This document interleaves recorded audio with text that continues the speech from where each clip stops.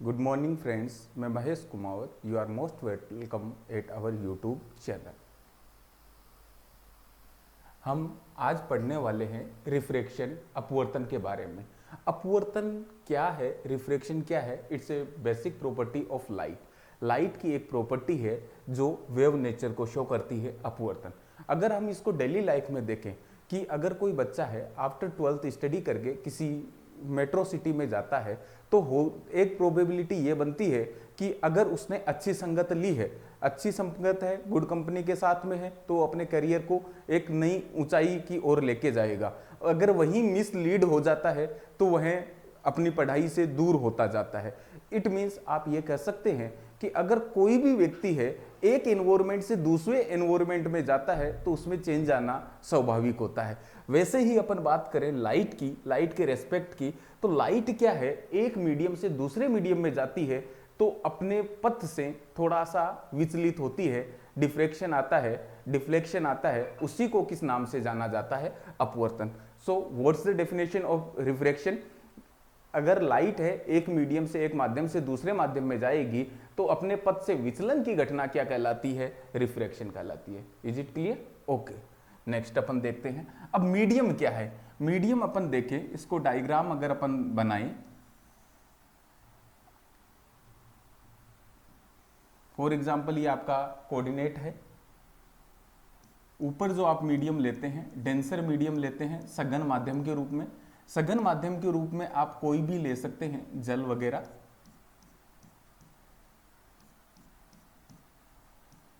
ये आपका वीरल माध्यम है, ये आपका डेंसर मीडियम, सघन माध्यम, ये आपका वीरल माध्यम, रेरर मीडियम। इसे आप बोलते हैं परपेंडिकुलर, अभिलंब, परपेंडिकुलर। नेक्स्ट डायग्राम है। अब आप ऊपर की ओर जो मीडियम लेते हैं उसे रेरर मीडियम, वीरल माध्यम, नीचे की ओर जो मीडियम लेंगे उसे डेंसर मीडियम, सघन माध्यम के रूप में लेते हैं। एक इंपॉर्टेंट कंसेप्ट है, इजीली आपके समझ आएगा। अभी अपन डिस्कस करते हैं।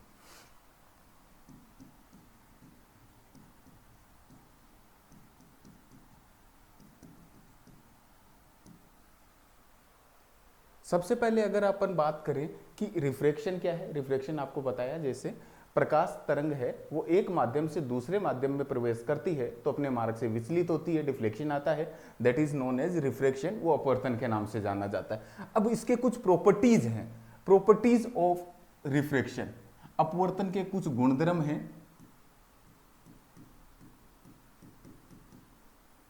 क्योंकि हर व्यक्ति में कुछ गुण होते हैं, वैसे ही अपवर्तन के कुछ गुणधर्म है, कुछ नियम है, जिसे आप प्रिंसिपल भी कह सकते हैं या ये कह सकते हैं बेसिक प्रिंसिपल ऑफ रिफ्रैक्शन, अपवर्तन के नियम।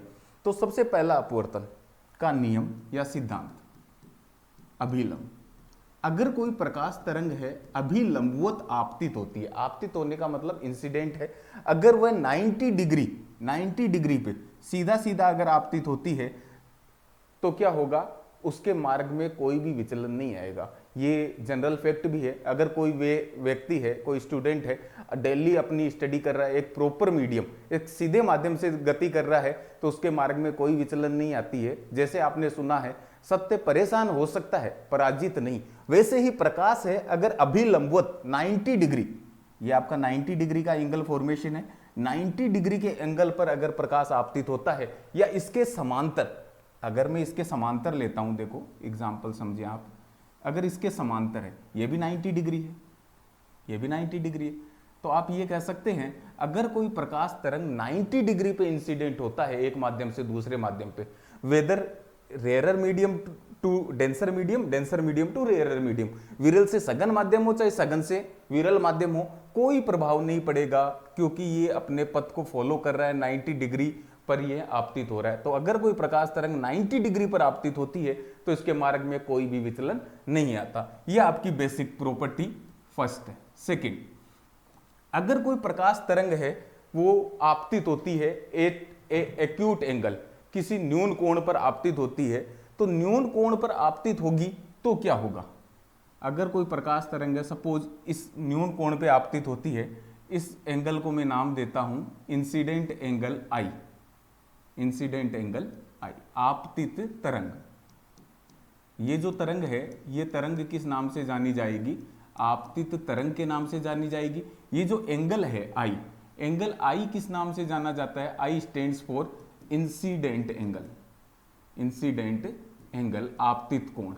और इस एंगल का मान होता है I less than 90 degree. Acute angle है, एक न्यून कोण है। अब ये न्यून कोण है, तो अब ये देखो वास्तव में अगर इसके मार्ग में कोई विचलन नहीं आता तो क्या होना चाहिए था? होना ये चाहिए था, ये बिल्कुल सीधा निकल जाना चाहिए था। लेकिन आप देखेंगे कि अगर कोई एक ऐसा स्टूडेंट है जिसने क्या किया है कि वह पहले एक अच्छे माहौल में रहा है, घर वालों ने उस पर कोई प्रेशर नहीं दिया, उसने स्टडी नहीं की, बिल्कुल इजी मेथड में गया है, एकदम अपने कंफर्ट जोन में गया है। यहां आते ही क्या हुआ भाई? डेंसर मीडियम क्या होता है? जैसे आप क्लासरूम में बैठे हैं, क्लासरूम की स्ट्रेंथ है 30 स्टूडेंट्स, जबकि आपकी सीटिंग अरेंजमेंट है 50 स्टूडेंट्स के, तो आप इजीली कंफर्टेबल वे में बैठ सकते हैं। लेकिन अगर 50 स्टूडेंट्स के अरेंजमेंट में आपको 70 स्टूडेंट्स को बिठाया जाए तो आप क्या होंगे? कंप्रेस होंगे, पास पास आ जाएंगे। तो वो क्या होगा? वो डेंसर मीडियम। जैसे आप ये कहेंगे कि अगर प्रकाश या किसी भी माध्यम के कण हैं, अगर वो पास पास है तो वो कौन सा? सघन माध्यम है। विरल माध्यम में दूर दूर हो जाएंगे। तो अगर कोई व्यक्ति है वो कंफर्ट जोन को छोड़कर अपने हार्ड जोन की तरफ आता है तो क्या होगा? उसे परेशानियों का समस्या करनी पड़ेगी। जब भी परेशानियों की समस्या आती है, परेशानियां आती है, तो व्यक्ति को क्या है? वो याद आता है, घर वाले याद आते हैं, ऊपर वाला याद आता है। कहते हैं ना, दुख में सुमिरन सब करे, सुख में करे न कोई। जो दुख में सुमिरन करे, जो दुख में सुमिरन, सुख में सुमिरन करे, दुख काहे को होय। इसका मतलब ये है कि अब इसको सहारा कौन दे? सहारा तो या तो माता पिता दे सकते हैं। किसी भी एक चीज याद रखना स्टूडेंट्स, कि आपकी सहायता केवल आप खुद कर सकते हैं, कोई भी आपकी सहायता को नहीं आएगा। God help themselves who help himselves. जो खुद की सहायता कर सकते हैं उन्हीं की भगवान सहायता करता है। तो अब ये देखो, सहारा इनको कौन देगा? अभिलंब, अभिलंब सहारा देगा। तो ये इसके नजदीकियां इसकी बढ़ जाती है। जब भी आपको समस्या आती है, आप अपने प्रियजनों के, माता पिता का सहारा लेते हैं, तो ये तरंग जानी यहां चाहिए थी, चली इधर गई। तो ये अभिलंब के पास आई है या दूर आई है? यहां जानी चाहिए थी, यहां आ गई। इसका मतलब अभिलंब के पास आ गई, अभिलंब के पास।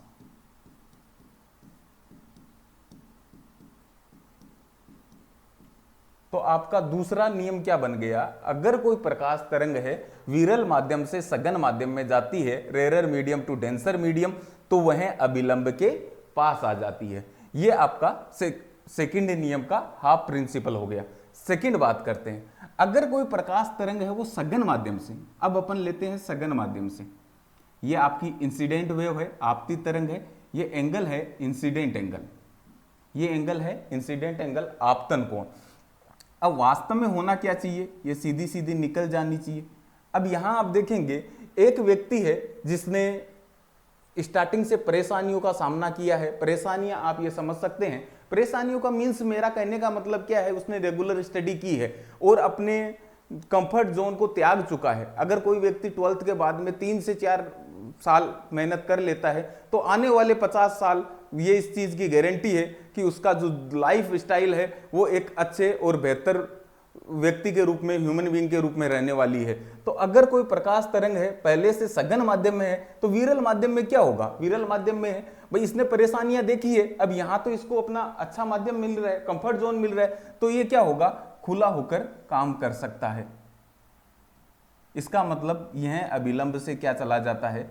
दूर चला जाता है, अभिलंब से दूर। और इस एंगल को क्या बोलते हैं? Refracted angle.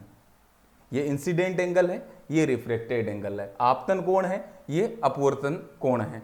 यहां पे रिफ्रैक्टेड एंगल, ये आपका रिफ्रैक्टेड एंगल।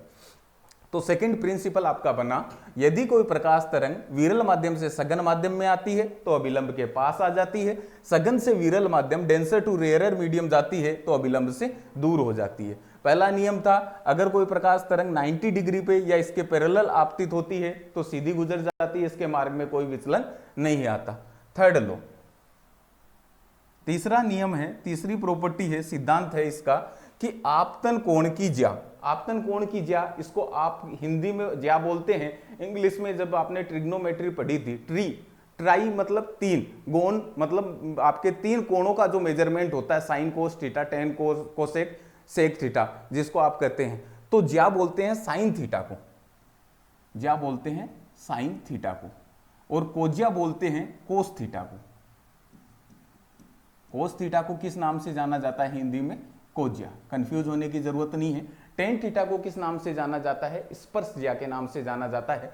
तो अभी अपने बात करनी है साइन थीटा की, कि आपतन कोण की ज्या, आपतन कोण है साइन, आपतन कोण क्या है? आई है, और इसकी ज्या साइन थीटा, तो साइन आई, आपतन कोण की ज्या है वो अपवर्तन कोण की ज्या के बराबर होता है, sine I equals to sine R, sine I equals to sine R. और अगर इस दोनों को अगर रेशियो में लिखें, sine I divide by sine R equals to mu, इसको किस नाम से जाना जाता है? म्यू के नाम से जाना जाता है, that is called refractive index, refractive index, in Hindi you can say अपवर्तनांक, अपवर्तनांक। तो तीसरा प्रिंसिपल है कि आपतन कोण की ज्या और अपवर्तन कोण की ज्या का मान एक नियत होता है, कांस्टेंट वैल्यू होती है, एक नियतांक होता है, जिसको किस नाम से जाना जाता है? म्यू के नाम से जाना जाता है, इसको रिफ्रैक्टिव इंडेक्स कहते हैं।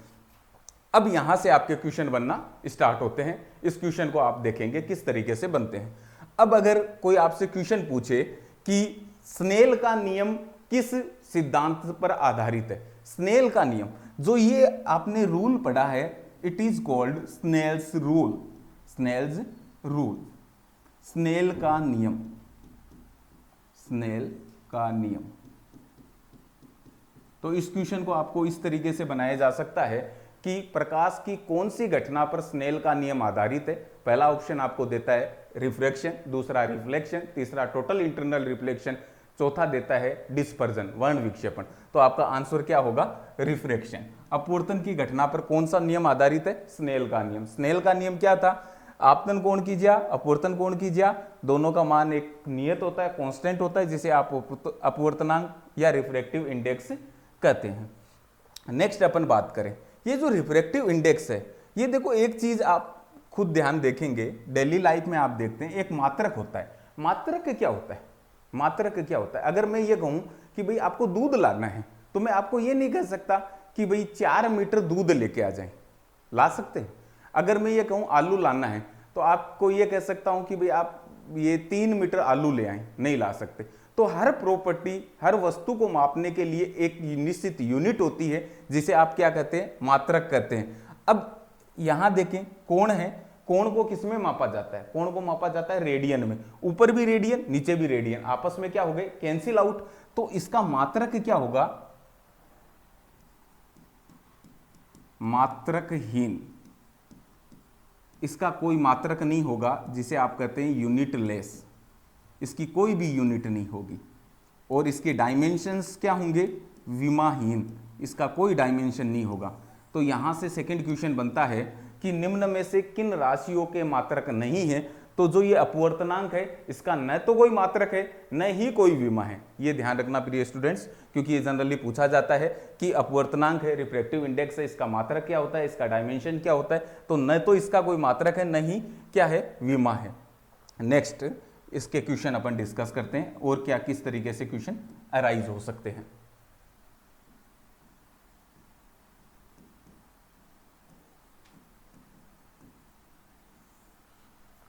अब जो म्यू है, म्यू का मान हर पदार्थ के लिए अलग अलग होता है। अगर मैं बात करूं वैक्यूम, दैट इज कॉल्ड निर्वात। वैक्यूम क्या होता है? वैक्यूम क्लीनर का आपने नाम सुना होगा, घरों में जब सफाई करते हैं तो वैक्यूम क्लीनर है। वैक्यूम जहां पे वायु नहीं है, तो वैक्यूम के लिए, निर्वात के लिए म्यू का मान होता है 1.0003, और राउंड फिगर में आप कह सकते हैं 1 होता है। जबकि वायु के लिए इसका मान होता है, एयर के लिए 1। अगर मैं बात करूं वाटर, जल के लिए इसकी वैल्यू होती है 1.33। और सबसे इंपॉर्टेंट है डायमंड, हीरा, डायमंड का आपको ध्यान में रखना है 2.42, ये आपको ध्यान में रखना है। हीरे के लिए अपवर्तनांक का मान क्या होता है, ये आपका म्यू का मान होता है 2.42। अब यहां से देखो एक क्वेश्चन बन सकता है आपका न्यूमेरिकल क्वेश्चन, किस तरीके से बनेगा समझते हैं। ये आपके एनसीईआरटी बेस्ड है, क्योंकि आजकल जो एग्जाम्स होंगे, क्योंकि उसमें एररलेस क्वेश्चन बनाने के लिए एनसीईआरटी से एजिटेड क्वेश्चन बनाए जाते हैं, तो उसी के पैटर्न पे एक क्वेश्चन आपको बताते हैं। क्वेश्चन है, if refractive index of water is 1.33 and refractive index for glass is 1.50, then find out the refractive index of glass with respect to water.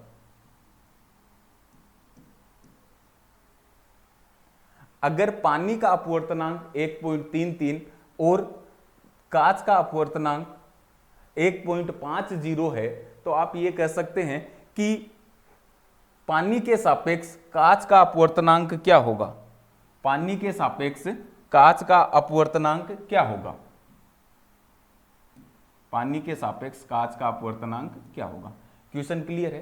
Question है, यदि पानी का अपवर्तनांक 1.33, अब आप कहेंगे सर इसका यूनिट तो नहीं है, सेंटीमीटर में है, मीटर में है, क्या है, तो यही चीज आपको पहले बताई थी, इसका कोई यूनिट नहीं होता है। आपका रिफ्रैक्टिव इंडेक्स है, अपवर्तनांक है, इसका कोई यूनिट नहीं होता, न तो कोई यूनिट होता है, न कोई डायमेंशन होती है, मात्रकहीन है या विमाहीन है। तो पानी का अपवर्तनांक 1.33 और ग्लास है, कांच है, उसका अपवर्तनांक 1.50, तो पानी के सापेक्ष कांच का अपवर्तनांक क्या होगा, 1.50 डिवाइड बाई 1.33। 2 जीरो से 2 जीरो आपके कैंसिल आउट, आप इसको सोल्व करेंगे तो आप आंसर पाएंगे 1.12। तो आप ये कह सकते हैं इस क्वेश्चन को सोल्व करने का सिंपल सा बेसिक फॉर्मूला क्या है, जिसके रेस्पेक्ट में आपको निकालना है, जिसके सापेक्ष निकालना है, उसको आपको क्या करना है, हर में लाना है, बस डिवाइड में करना है, आपका क्वेश्चन सोल्व हो गया। नेक्स्ट और क्या क्वेश्चन बन सकते हैं यहां से देखते हैं। ये तो थी न्यूमेरिकल क्वेश्चन की बात। अब जनरली अगर आपके इजी वे में क्वेश्चन पूछना चाहिए रिफ्रैक्शन के, तो किस तरीके से पूछा जाएगा रिफ्रैक्शन के। अब देखो इसके एप्लीकेशंस होते हैं। एप्लीकेशंस क्या चीज है, एप्लीकेशंस क्या है, एप्लीकेशंस का मतलब इस चीज को कहां कहां प्रयोग किया जा सकता है, दैट इज कॉल्ड अनुप्रयोग। ये मैं बताता हूं, यहां से डेफिनेटली आपके क्वेश्चन पूछे जाते हैं।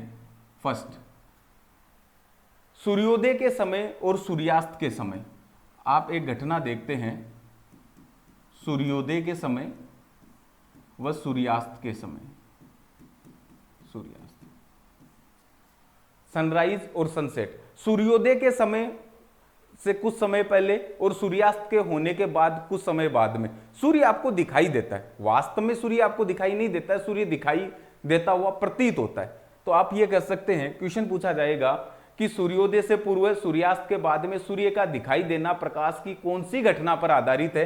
तो कौन सी घटना पर आधारित होगा भाई, अपवर्तन की घटना पे। क्वेश्चन क्या था, सूर्योदय से पूर्व सूर्यास्त के बाद में सूर्य का दिखाई देना प्रकाश की कौन सी घटना पर है, रिफ्रैक्शन, अपवर्तन पे।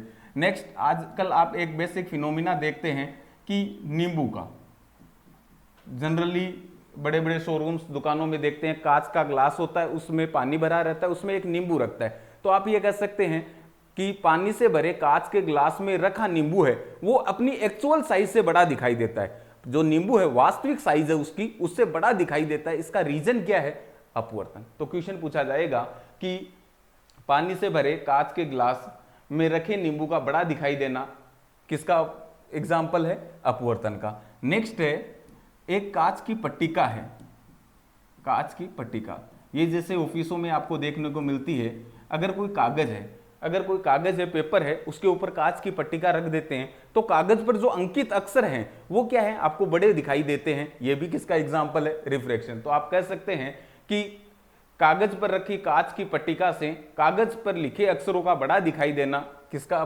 एग्जाम्पल है? अपवर्तन का। नेक्स्ट, अब मछली है, मछली जल में तैरती है, तो मछली अपनी जो एक्चुअल गहराई होती है, डेप्थ होती है फिश, उससे ऊपर उठी हुई दिखाई देती है। क्वेश्चन बनेगा कि मछली का अपनी वास्तविक गहराई से ऊपर उठा हुआ दिखाई देना, एक्चुअल डेप्थ होती है उससे ऊपर उठाई दिखाई देती है, वो कौन सी घटना है? रिफ्लेक्शन, अपवर्तन की घटना है।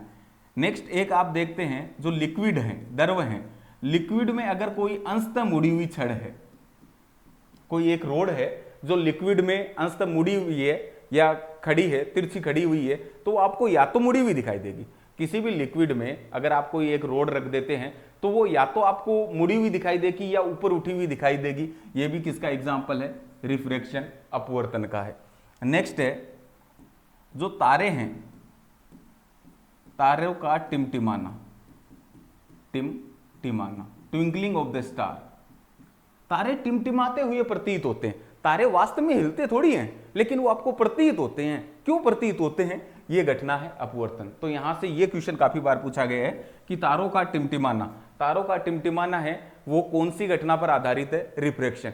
जैसे आपने एक एड सुना होगा, आपकी खूबसूरती का राज क्या है, तो अगर आप तारों को पूछोगे भाई आपके कलर का क्या राज है, आपके कलर का क्या राज है, तो ये आपको बताएंगे टेम्परेचर, टेम्परेचर। जैसे अगर कोई व्यक्ति कहते हैं ना कि गुस्से से आग बबूला होना, लाल होना, गुस्सा आता है या फिर वो ब्लश करता है तो वो लाल हो जाता है, वैसे ही तारों के रंग का कारण क्या है? टेम्परेचर है। तारे 3 प्रकार के होते हैं कि आपका नीला, सफेद और लाल। सबसे ज्यादा टेम्परेचर होता है ब्लू रंग के तारे का, नीले, उससे कम होता है सफेद, और सबसे कम जो टेम्परेचर होता है वो लाल रंग के तारे का होता है। तो यहां से क्वेश्चन बनता है तारों का टिमटिमाना है प्रकाश की कौन सी घटना पर, इवेंट पर आधारित है? रिफ्रैक्शन पर आधारित है।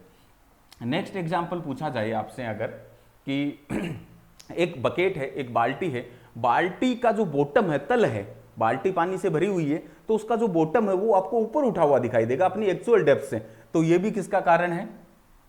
ये भी अपवर्तन की घटना का। बाल्टी का जो बॉटम है, बाल्टी का तल है, वो आपका ऊपर उठा हुआ दिखाई देगा। ये कौन सी घटना का उदाहरण है? रिफ्रैक्शन का, अपवर्तन का। अगर पानी से भरी हुई बाल्टी है, उसमें एक कॉइन रखा जाता है, सिक्का रखा जाता है, तो वो सिक्का ऊपर उठा हुआ दिखाई देगा। तो बाल्टी में रखे सिक्के का ऊपर उठा हुआ दिखाई देना। बाल्टी में अगर कोई सिक्का है, बाल्टी में, बाल्टी के जल में रखे सिक्के का ऊपर उठा हुआ दिखाई देना, ये भी किस घटना पर आधारित है? ये भी अपवर्तन की घटना पे है। एक आप देखते हैं कई बार एक्सीडेंटली आग लग जाती है, तो जो फायर है, फायर के दूसरी ओर जो स्थिर वस्तु है वो भी आपको हिलती हुई प्रतीत होती है। ये भी कौन सी घटना है? रिफ्लेक्शन।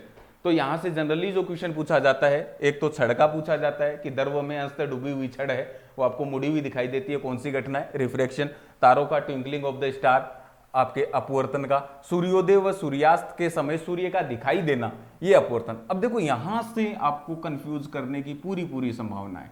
यहां से अगर मैं क्वेश्चन आपको यह पूछूं कि सूर्योदय और सूर्यास्त के समय सूर्य का लाल दिखाई देना, रेड कलर का, रेडिश कलर का दिखाई देता है, तो वो अपवर्तन नहीं करना है। वो नेक्स्ट इवेंट में अपन पढ़ेंगे, वो होता है स्कैटरिंग, प्रकीर्णन।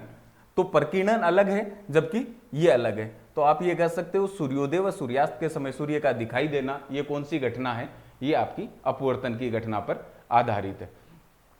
नेक्स्ट वीडियो में अपन पढ़ेंगे इसके नेक्स्ट चैप्टर का भाग। जय हिंद।